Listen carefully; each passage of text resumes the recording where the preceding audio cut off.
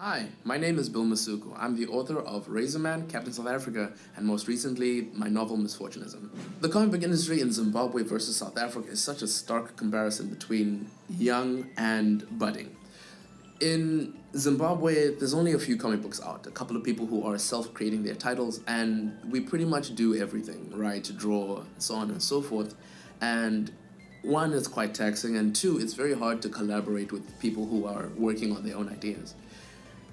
The other thing that is really keeping us grounded, and that's not in a good way, the thing that's keeping us grounded is that there's no comic book shops. There's no culture surrounding comic books that helps us push forward. In South Africa, there's comic book shops. There's massive attention towards the movies. You have these big conventions that draw crowds. And I think I've spoken before online that comic cons, conventions in general, are incubators for new comics and talent. You see it at FanCon, definitely. New comics come out every year, new artists come out every year because there's a place for them. We don't have that in Zimbabwe.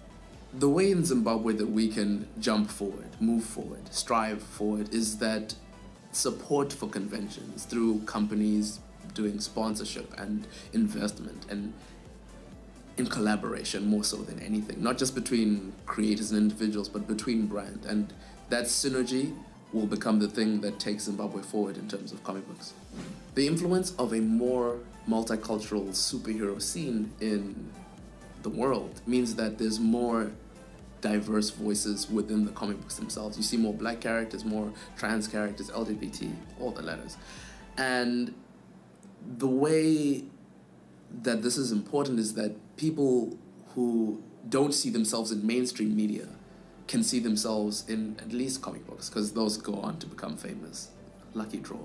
But it's not just the creators that have to push diversity forward. It's about the organizers of events to have black superheroes on posters for events and say, hey, you could be that person. A lot of the time you find black families disassociating with a lot of marketing for superheroes and comics and so on and so forth because they are not there in the advertising, marketing, and branding. So having someone say, hey, there is this character that is you, that is a part of you that maybe you haven't come out and told the world about, but it's there and you should be proud of it. FanCon, in comparison to every other event that I've been at, researched, and documented, is actually one of the more important conventions in South Africa, in Southern Africa, and even the continent. There are some cons that focus on movie stars and games and cosplay and so on and so forth, and while those are very integral parts and pillars of geek culture and the community, FanCon does something different. It focuses on the comic creators themselves. Their guests are comic book people, whether they be colorists, inkers, writers. They are valuable and they have a platform to say, hey, show me your comic. Let me tell you about this technique. So it brings and fosters in new talent to acknowledge that we have mentors, we have peers that have done this before, and it's amazing to see it live, and I'm so happy to have been invited to FanCon.